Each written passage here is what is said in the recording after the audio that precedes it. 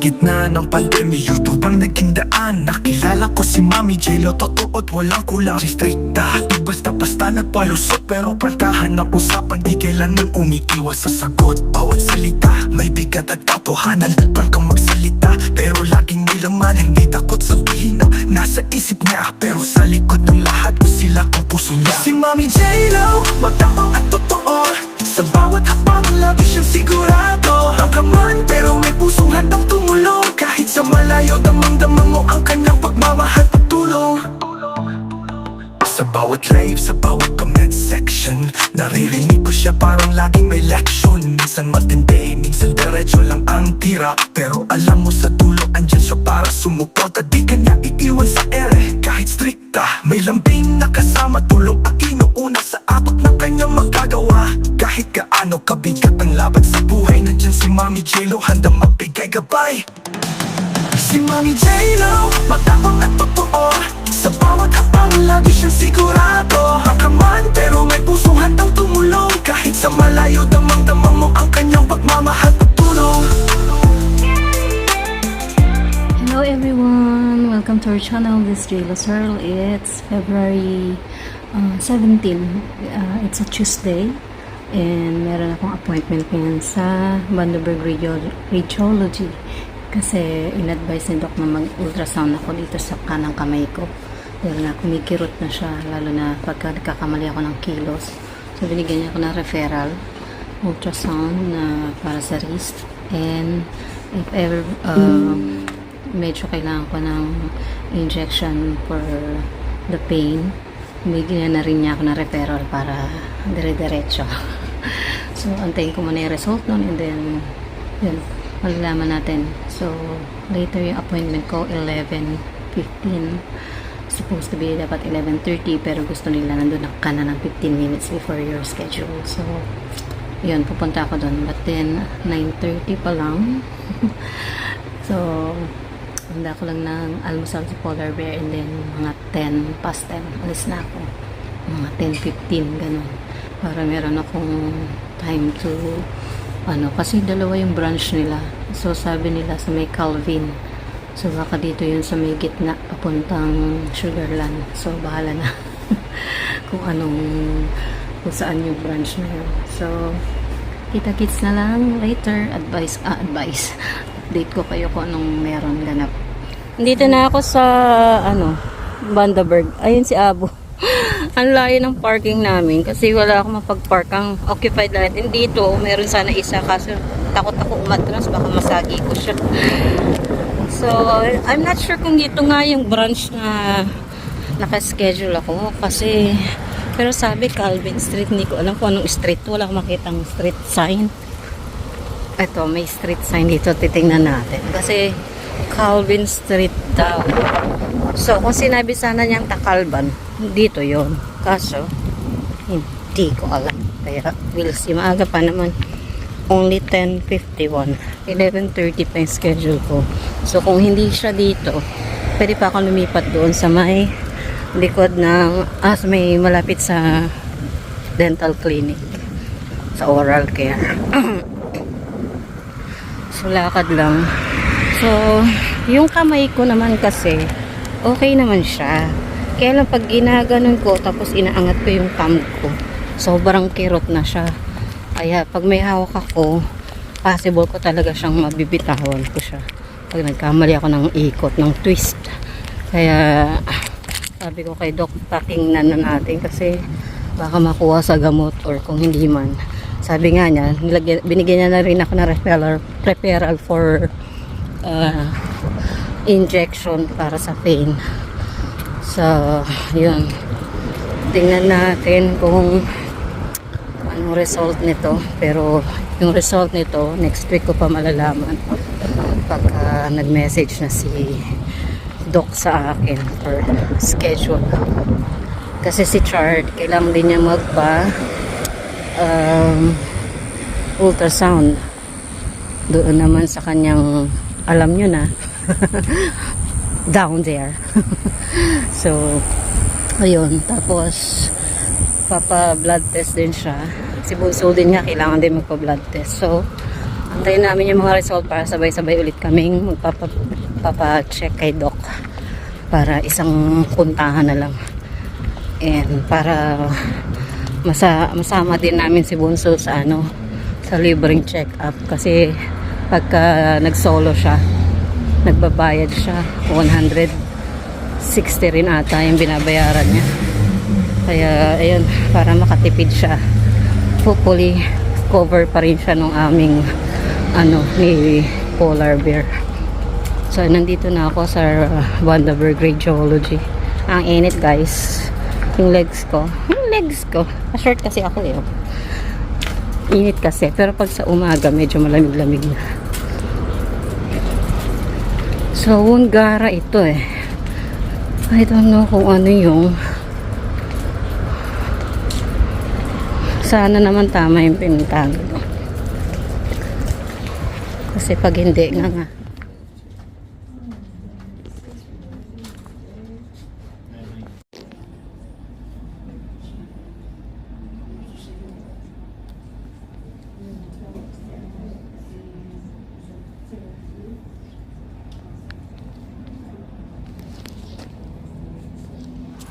Hi guys, I'm back. Nakatapos lang ng ating ultrasound sa kamay. So, tinignan niya yung right wrist natin. Actually, mas matagal pa yung inantay ko kaysa dun sa procedure. Yung procedure tumagal lang ng 2 to 3 minutes. Tapos, parang nakita ko dun sa tawag dito, sa monitor, parang may bali yung, hindi ko alam kung may bali siya or namamaga. Basta ganun, kasi mahirap siyang i-move pag ganito kasi yung kamay ko. Yan yung kamay ko. Hindi ko siya ma-move pabalik pag ganun. Masakit. So, tinignan din niya yung kabilang, yung left wrist ko. Kinompare niya. Pero nakita ko dun sa monitor, straight yung line, yung pinaka-wrist ko. Straight siya. Pero dito sa right ko, parang baluktot. So, hindi ko alam kung may pila yon or swollen ba. So, yung result, ipapadala kay Doc. Kaya, not sure kung kailan yon. Pero, antayin ko na rin yung mga result nung kay Richard at kay Jenica para isang puntahan na lang kami kay Doc. Para isang pamilya kami ulit. So, ayun, natapos na ang ating ultrasound. Malalaman natin if kailangan injection ako ng cortisone. Mabuwasan yung pain or sana makuha sa cortisone para nagamit ko mabuti yung kamay ko, kasi pag minsan talagang nabubuhat ako ng mabigat or kahit nga lang magaan, like mga tasa, mga mag na mainit, narangalay kagad yung kamay ko, masakit. Tulad nito, hawak ko yung cellphone ko, ngalay na siya agad, kaya kailangan ko na siyang ilipat dito sa kabila. Ganun, masakit siya.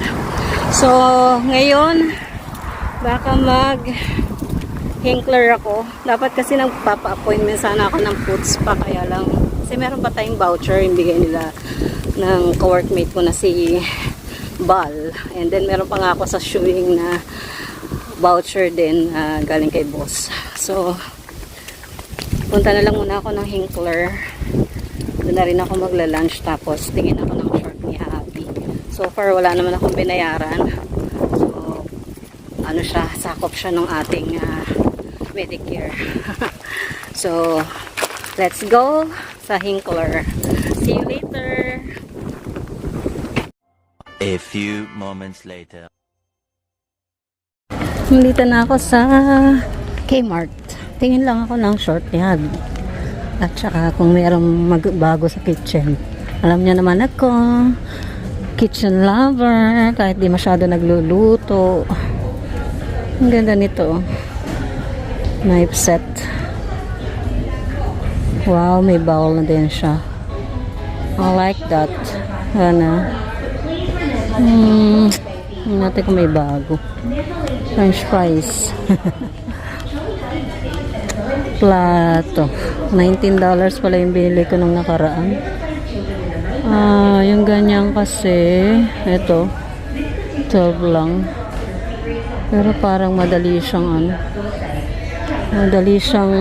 may kalawang na kasi yung ating Madali kalawangin dahil nga lagi nababasa. Ito maganda din to. Nalagyan ng condiments. Ang dami kong gusto. Wala naman tanggal Ito ng mga basket. Yan naman kulay blue. Ito ng kutsara. Kutsarita pala. Ito. Kailangan ko nito isa. Tapos, hirap kasi pag mabigat, hindi kayang puhatin ni Polar Bear yung plato. Kaya bagay sa kanya yung mga plastic lang. Ay, ang cute. Look, guys. Mayroong baon na ganito. Yan, Hello Kitty, Kuromi. Cute. Tsaka si Melody. And may cinnamon din doon. Cinnamoroll pala. Cinnamon. Cinnamoroll. Tsaka si Steve. Hi guys, dito na ako sa Hinkler Mall. Nakabili na ako ng short ni Habi. Hindi na ako nakapag-video doon. sa Kmart. Nabilan ko siya ng 3 shorts. Tapos, bumili rin ako ng mga sleeveless kong pantulog. Pambahay. Tapos, umorder ako sa KFC. Tenders kasi yung manok parang hindi ko maubos, walang kanin. Ayun lang. Tapos, halagang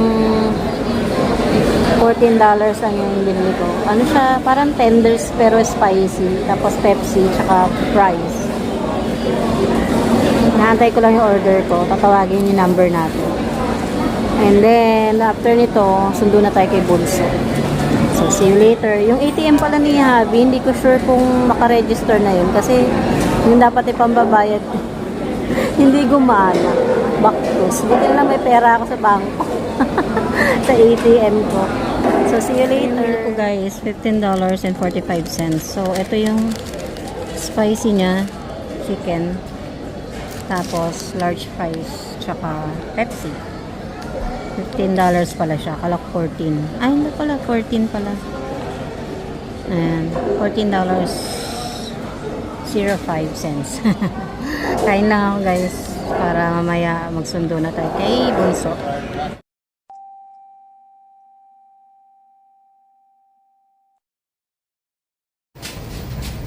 Hi guys, nakauwi na pala ako. Dito na ako sa bahay. So, nasundo ko na si Bunso. Tapos, niaya ko siya mag-drive. Kaso, ayaw niya kasi nga, uwian ng mga estudyante kasi. Kaya, hindi na siya nag-drive. Takot siya baka makasagi siya ng estudyante. So, bumili ako sa Kmart ng shorts ni Richard. Yan, nilalaban ko na ngayon kasi sa Thursday, may lakad kami. So, para may bago na siyang isusuot. And then, bumili rin ako ng mga pambahay ko na sleeveless. Although, magwi-winter na. Wala na kasi ako sleeveless. Binigay ko na lahat kay RMD. na kay RMD na lahat na sleeveless ko. Tapos, naglaba pala yung bantay ni Chard kanina. Kaya, dito ko na lang sa sa isang sampayan nilalagay yung mga nilaban ko ngayon. Yan. Natupi na kasi niya yung nilaban ko yung magabi. Kaya, yan, naglaban na naman siya ulit. Bedsheet ni Richard. Pag siya nandito, lagi yung bedsheet ni Richard. Tapos bumili rin ako ng yung hangiran, yung mga sipit. Yan. Bili rin ako niyan. At saka panglinis ng balahibo ng pusa. Yung bago ko nakita sa Kmart. Sana, pero maganda naman siya kasi trinay ko sa sopa. Okay naman siya. So, walang masyadong ganap ngayon. Yun lang. And siguro kasi this Thursday papa-ultrasound si Polar Bear. Then sa Saturday papa-blood test naman si Bunso. So matatapos namin within this week lahat ng pinapagawa ni Doc. Papa-schedule kami the other week para sa aming follow up kung anong result ng aming mga exam. So, a-update na lang namin kayo. And walang ganap talaga. So, tomorrow, subukan ko pag maganda yung weather, kagaya ngayon. Balik ako ng walking kasi ilang days ako hindi nakapaglakad. Gawa nga na naambon. nag-ano lang ako, indoor exercise, yung aking twister, tsaka dumbbell. And yun, hindi sapat. Gusto ko talaga ng meron akong treadmill. Kaya baka sa anniversary namin ni Polar Bear, yun ang hihingiin ko sa kanya. Treadmill. Yung ano lang, yung portable, yung hinihila-hila lang pa sa ilalim ng kama. Yun lang gusto ko. And yun, so far so good. Sana tuloy-tuloy na yung pag-aaral ni Bunso mag-drive and sana matuto na siya. So next time dadaling ko siya kasi nakaano na daw siya 21 hours. So malaki-laki pa yung bubunuin namin. 100 hours kasi yung kailangan niya. So, so far so good naman sa madaling araw kasi walang masyadong sasakyan. Although ano tayo, risk tayo sa yung mga hayop na biglang tumatawid. So, medyo okay naman so far ngayon. And sana tuloy-tuloy. And yun, dadaling ko siya dito sa yung malalayo, medyo abutin ng 1 hour yung biyahe para makarami kami ng hours. Para mabilis na rin siya makapag-exam and magkaroon na ng license para tambayin lang ako. Charot lang. Para hindi lang ako masyadong nagda-drive siya na lang. So, yun lang guys, and maraming salamat sa lahat ng nanonood and lahat ng sumusuporta sa akin. And nakikita ko po kayong lahat at lalo na yung mga nakikita ko sa YouTube. Ayan. So, sana nandiyan kayo sa August para isa kayo sa palarin na makareceive ng ating gift box. So, yan. So, tinitingnan ko talaga yan. Especially sa YouTube. Kasi YouTube talaga ako nakapokus. Bihira ako sa... Nagpo-post lang ako sa page ko para lang maging active din siya. Pero wala po akong kita doon. Dito po ako sa YouTube naghahanap ng kita. Pero so far so good kasi yung mga video naman talaga for lang yan, for memories para pagdating ng panahon, pag di na tayo nakakilos, na mapapanood tayo, nagre-recall tayo ng ating mga pinagagawa noon. So, yun lang. Maraming salamat sa inyo. Don't forget to comment below and kung gusto nyo ma-shoutout, just let me know. See you again soon. Bye! Subscribe to JLo Cyril Pinay Living in Australia channel to stay updated on her videos. Long live J-Lo Searle! Long